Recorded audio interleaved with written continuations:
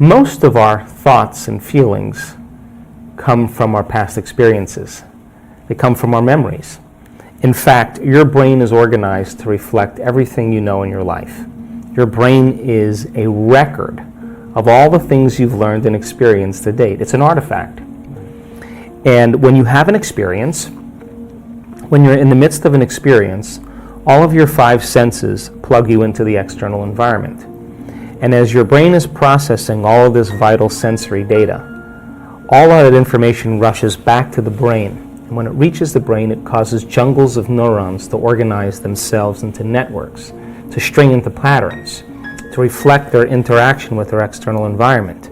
The moment those neurons organize into patterns, the brain makes a chemical, and that chemical is called a feeling or an emotion. And so experiences tend to create more long-term memories because it patterns or stamps or embosses networks of neurons into very specific patterns, and then the emotional quotient helps us to remember the event.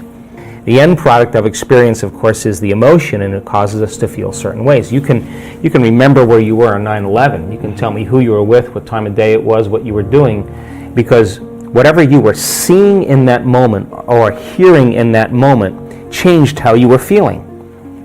And the moment you felt altered or you felt differently, significantly, your brain perked up and you paid attention to whatever caused that. And that event in and of itself is called a memory. So then most of our thoughts and feelings tend to be within the neural circuitry of the past and the emotions of the past chemically. If you combine a thought and a feeling, a thought and a feeling, a thought and a feeling, and you have a series of good thoughts that are connected to a series of good feelings, that cycle of thinking and feeling creates what's called an attitude. If you have a series of negative thoughts that are connected to some pretty bad feelings, you'll say, I have a pretty bad attitude today. So if how you think and how you feel creates a state of being, then attitudes are just shortened states of being. You can feel good in the morning, you can feel bad in the afternoon. If you take an attitude, an attitude, an attitude, and you begin to string attitudes together, when you combine an attitude, an attitude, an attitude, you start to form what's called beliefs. Now, a belief is just a thought you keep thinking over and over again until you hardwire it in your brain. And because beliefs are based on past experiences, then the very boundaries of our beliefs are how we feel. And so when our beliefs get challenged, it typically doesn't feel right. I think there's a strong intellectual division going on in the world right now, because some people are holding on to old paradigms and old beliefs. And look, if we're measuring normal, we're going to get normal. I mean, for years, the idea that you couldn't grow new brain cells or couldn't change the brain in some way, that was a belief. And you know why? Because the scientist that was doing the experiment was studying rodents in an unchanging environment. How could there ever be any new connections or new circuitry or new brain cells if there's no new experiences? So I think in the age of information, in the age of technology, ignorance is a choice. And people are beginning to go, hey, I don't need my doctor to tell me about this. I can get on the internet and read it. Hey, I'm going to read a book on quantum physics, and I'm going to ask the mysterious questions. I'm going to step outside of convention myself. So once you step outside of convention, you will be considered foolhardy or insane until you're able to produce some type of change. Then you're considered a saint, a holy man, a mystic, a genius. Dare to be original. So I think the camp is divided in a very big way. That's the reason why I'm doing all the measurements. Because I want people to understand that the person that healed themselves of that condition, that traumatic brain injury, I want to show you that their brain is better. They're not just saying I feel better. No, they are better. I want them to see that. Now, they didn't do that with a drug. They didn't do that with a therapy. They didn't do that with anything except by thought alone. And they made those biological changes. So, to answer the question, the camp is divided in many ways. The old paradigms, and then the new understandings and the new paradigms. And then there's this little kind of bridge in between, and we're only as good as the people that are willing to execute it. In other words, you got to be skilled at this. right? You got to be skilled at this. So if you're not skilled at it, we're not going to see any changes. So imagine 500 people or 450 people coming to an event, a workshop, and we are going to help them cross that river and to become conscious of their unconscious thoughts. You know, the ones that say, you can't, it's too hard, this will never happen, I can't change, I'm too this, I'm too old, I'm too that. Get beyond what their habits are, what they say unconsciously. Do they complain? Do they blame? Do they make excuses? Do they feel sorry for themselves? It's a program. They talk about others. Then look at their emotional states. Oh my God, I've been guilty for the last 30 years. I didn't even know I was guilty. It just felt like me. I've been unworthy. I didn't even know I was unworthy. It just felt like who I am. And all of a sudden, they start becoming conscious of that. And then they start creating a new change for themselves. And one by one, you start seeing these breakthroughs. You start measuring those breakthroughs. You get people on the stage talk about their breakthroughs, show their brain scan, show their heart rate monitor, show the energy change. And I guarantee you, just like an infection can create a disease in a community, I believe that wellness can be as infectious as disease. And you start seeing dramatic changes happening in a small community of people who are outside of the conditioning of their environment. The science has to be done to measure it, but the measurements are only as good as our students. And if they're not doing the work, if they're not developing the ability to sustain brainwave states, if they're not getting beyond their analytical mind, because what separates the conscious mind from the subconscious mind is the analytical mind.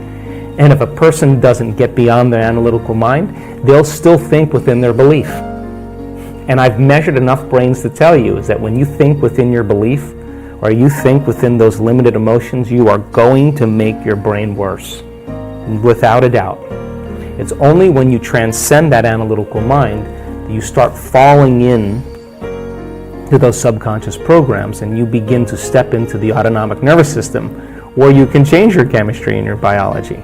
So then if our students aren't good at doing that, then it's still a philosophical concept, pie in the sky principles. But what we want to do is we want to give people the knowledge, the information, and blend the sciences of possibility, whether it's quantum physics or neuroplasticity or neuroendocrinology or epigenetics or whatever it is, hormonal changes, psychoneuroimmunology. We want to give them the information and have them reason it.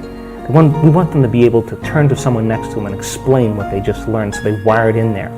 We want to give them the instruction and have them review the instruction, and then we want to put them into the experience. Not everybody is going to have the experience, but all we need is a few. And if that person or a series of people have that experience, that transformation, and we measure that transformation, that's more information to teach transformation the next time, because I can understand what took place. So our work is only as good as our students' ability to regulate and change those states. But I do know that if you give people the opportunity and they have enough times in their environment to apply it, you'll start seeing those transformations occur. And now we're stepping outside the paradigm of the human beings are limited, they're powerless, they need these external things to take care of them. I think it's time that we start taking a little bit more responsibility for these things and seeing if we're able to do it in a practical, measurable way. An attitude and attitude and attitude are shortened states of being.